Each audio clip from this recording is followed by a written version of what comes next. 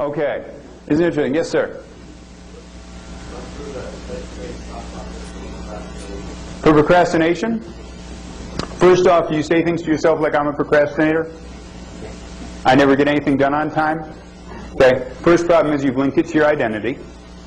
And so now it's like, if you were to show up early, guess what would happen? Your brain would short circuit. You ever get these people? There's people like this that are always 5 minutes late. Now here's the difference between being 5 minutes late and a half an hour late. If you're 5 minutes late, could you have made it? Yes or no? Yes. So why be 5 minutes late? Because it gets the adrenaline flowing. Oh my God, I'm late. Oh my gosh, I'm late. You're in the car going, oh, I'm late. Oh, I'm late. What am I going to do? What's my excuse going to be? You're used to, wow, we got a lot of people who can relate to that one. You're used to being in that adrenalized state on a way to an appointment, right?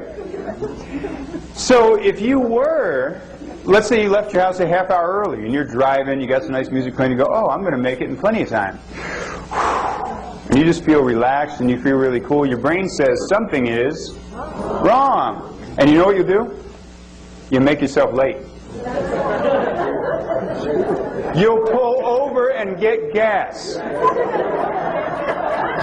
You'll say, the line at Starbucks doesn't look too long. I think I got time. I can make it. Because you said to yourself, I'll only be 5 minutes. And that's okay. You're addicted to the stress that comes from being late. Does that make sense? Yes or no? Yeah. Right. So I'm a procrastinator, same thing. What's the payoff you're getting from it? Gets a sense of urgency, gets a sense of adrenaline, and when you're in those senses, you feel like you're really working hard. You've got your nose to the... And a lot of people have an effort picture about work. That's one of the things I had to really learn.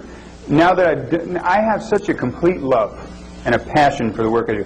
I mean, I really feel blessed. You don't know how much more grateful I am to you for being here than some of you might be to me for what you're learning. Because you being here lets me teach. And I mean, I just love this. Really love this. And because of that, it's not really hard for me. You know, Confucius has a saying, if you love what you do, you never work a day in your life.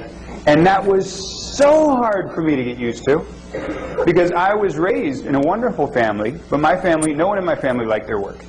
That was part, coming home and complaining at the end of the day was part of it. Talking about, you know, I'm a man, I put in an 8-hour day, and I've been lifting bricks at the, you know, I had everybody in my family from blue collar to college educated. So people would have pride in the fact that, you know, they were so worn out at the end of the day. They were so tired because they put in a man's days of work, right, you know.